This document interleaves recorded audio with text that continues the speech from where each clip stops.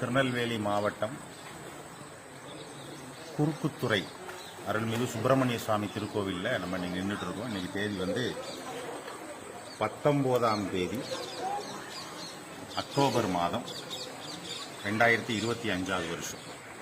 திருவுரு மாமலை அப்படின்னு சொல்லக்கூடிய இந்த குறுக்குத்துறை அருள்மிகு சுப்பிரமணிய சுவாமி திருக்கோவிலில் கொஞ்சம் வெள்ளம் கரை புரண்டு போயிட்டு இருக்கக்கூடிய சூழ்நிலை திருப்பணிகள் நடந்துட்டு இருக்கு. இந்த கோவிலினுடைய கோபுரத்தை அப்படி பார்த்துவாங்க.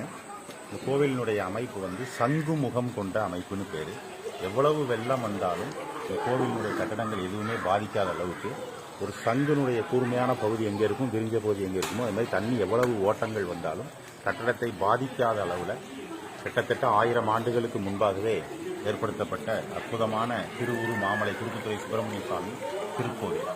இந்த சுப்பிரமணிய சுவாமி திருக்கோவிலில் ரொம்ப விசேஷமாக ஆலயத்தினுடைய தொட்டெடுத்திருக்கக்கூடிய ஒரு கல் மண்டபம். இது உள்ள பாருங்க, உள்ள தாமிரபரணி நதியினுடைய பிரவாகம் அழகா போயிட்டு இருக்கும். ஒரு அற்புதமான ஒரு கட்டடக்கலை அமைப்பு, ஒரு சிற்பக்கலை சாஸ்திரத்தில் பாருங்க, உச்சிஷ்ட கணபதி கோவில்.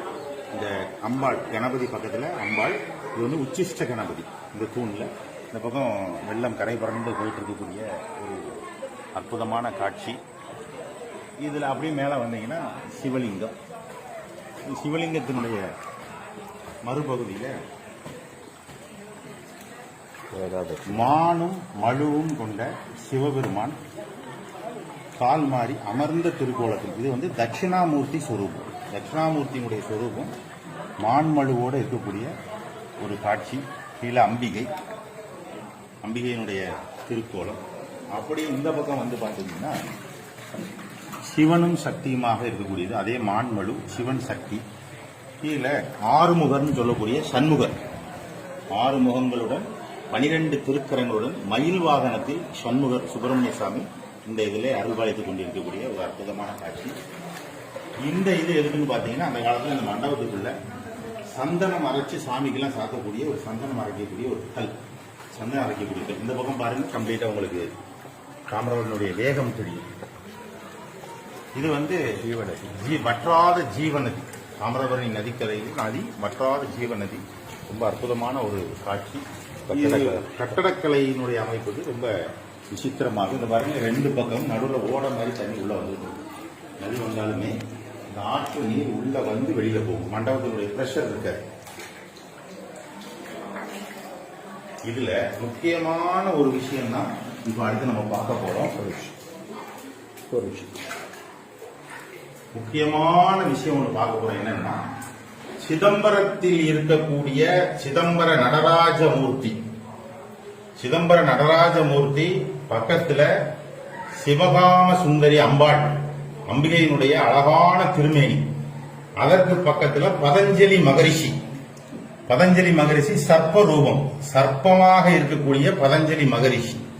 பதஞ்சலி மகரிஷியை அடுத்து இந்த பக்கம் பாத்தீங்கன்னா வியாக்கிரபாத மகரிஷி. வியாக்கிரபாத மகரிஷின்னா, வியாக்கிரம் அப்படின்னா புலி, பாதம்னா புலி கால். புலிகளுடைய காலை கொண்டு மனித உடலை கொண்டு இருக்கக்கூடிய மகரிஷிகள் வியாக்கிரபாத மகரிஷி. சிதம்பரத்துல நடராஜமூர்த்தி வியாக்கிரபாதருக்கும் பதஞ்சலி மகரிஷிக்குமே இந்த தன்னுடைய ஆனந்த தாண்டவத்தை அம்பிகையோடு சேர்த்து காட்டியதுதான் நம்மளுடைய சாஸ்திரம். அது கல் மண்டபத்துக்குள்ளேயே இந்த கல்லில் இது ஆக்சுவலா பாத்தீங்கன்னா, இந்த சுப்பிரமணிய சுவாமி திருக்கோவில் குறுக்குத்துறை முருகன் கோவிலே குடவரை கோவில் தான். அந்த குடவரை கோவில்களுக்குள்ள இருக்கக்கூடிய சிற்பக்கலை எவ்வளவு குடவரை இருக்குன்னு பாருங்க. ஆட்டு தண்ணிக்கு நடுவுல இருக்கு. இது வந்து இங்க இருந்து வழிபாடு செய்யக்கூடியவங்க. இது வந்து மேல பாருங்க, சுத்தி கல்மண்டபம். மேல காட்டுங்க, அப்படி கேமரா மேல காட்டுங்க, சுத்தி கல்மண்டபம். உள்ள பேசிட்டு இருக்கும் போதே எக்கோ அடிக்கிறது உங்களுக்கு தெரியும். பாருங்க, மேல கல்மண்டபம், கீழே கல்மண்டபம். இது எல்லாமே கருங்கல்னால ஆன ஒரு சிறிய பகுதி.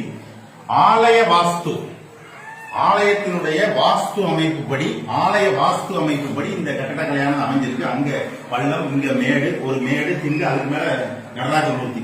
இது என்ன அப்படின்னா, மனிதனுடைய மன ஓட்டங்களை ஒடுக்கி இறைவனுடைய திருப்பாதங்களிலே நம்மளுடைய மனம் ஒடுங்கக்கூடிய ஒரு இடம் தான் இந்த கட்டடக்கலையினுடைய ஒரு அமைப்பு. இது மாதிரி ஒரு பூம்பா வந்திருக்கும், ஒரு சில டைரக்ஷன் திருப்பி இருக்கும். இதெல்லாம் அந்த காலத்தில் இருக்கக்கூடிய வாஸ்து. இப்ப இருக்கக்கூடிய ஆர்கிடெக்சர் எல்லாம் கிடையாது. இதெல்லாம் 2000-3000 வருஷத்துக்கு முன்னாடி இருக்கக்கூடிய ஆர்கிடெக்ட். இந்த மாதிரி ஒரு கட்டடக்கலை அமைப்புக்கு இப்ப சிமெண்ட் செங்கல்லாம் கிடையாது, எதுவுமே கிடையாது. அப்படி கல் ஒண்ணுக்கு ஒண்ணு பேலன்ஸ் லோடிங்ல தான் நிக்குது. பாலமே ஒரு வருஷம் இடிஞ்சு. பாலம் பாத்தீங்கன்னா இன்னைக்கு கட்டக்கூடிய பாலம் பாத்தீங்கன்னா 20 வருஷம் 10 வருஷத்துல இடிஞ்சு விடுது, ஒரு வருஷத்துல இடிஞ்சு விடுத பாலங்களும் உண்டு ஆத்திரத்துல. ஆனா இதெல்லாம் பாருங்க 10,000 2000 வருஷமாவே இதுக்கு உண்டான ப்ரூஃப் எல்லாமே நம்மகிட்ட இருக்கு. இதுல தபசு செய்யும் பொழுது, நம்ம தியானம் செய்யும் பொழுது மனது ஒருநிலைப்படுகிறது. இதுல உட்கார்ந்து நம்ம அருமையாக தியானம் செய்யும் பொழுது கண்ணை மூடி மனதை ஒடுக்கி சிவபெருமானை நோக்கி தியானம் செய்யும் போது ஆனந்த திருத்தாண்டவனுடைய காட்சி கிடைக்கும். வாழ்க்கையில் இருக்கக்கூடிய எல்லா துன்பங்களும் நீங்கி வேறின்ப பெருவாழ்வு கிடைக்கும். இங்க வந்து வழிபாடு செய்யக்கூடியவங்களுக்கு அனைத்து விதமான சூழல்கள் கிடைக்கும். இது இதை தாண்டி தான் நதியை தாண்டி தான் உள்ள வரணும். அதனால இது கொஞ்சம் ரிஸ்கானதுதான். தண்ணி வத்துற பொழுது எல்லாரும் வந்து இதை பார்த்து வழிபாடு செய்துட்டு போலாம். ஓம் நமஸ்தே பகவான் விஸ்வேஸ்வராய மகாதேவாய திரியம்பகாய திரிவாண்காலாய காலாக்னி ருத்ராய நீலகண்டாய மத்யஞ்சயாய சர்வேஸ்வராய சதாசிவாய ஸ்ரீமன் மகாதேவாய நமோ சிவதத்வாய நமஹ யோகாத்ராய திமஹி தன்னோ தத்தாய குருவிதயோதயாதே சிவகாம சுந்தரி அம்பிகா சமேத ஆனந்த நடராஜ ராஜமூர்த்தியே நமோ நமஹ. வெற்றிவேல் முருகனுக்கு அரோஹரா, வீரவேல் முருகனுக்கு அரோஹரா, ஞானவேல் முருகன்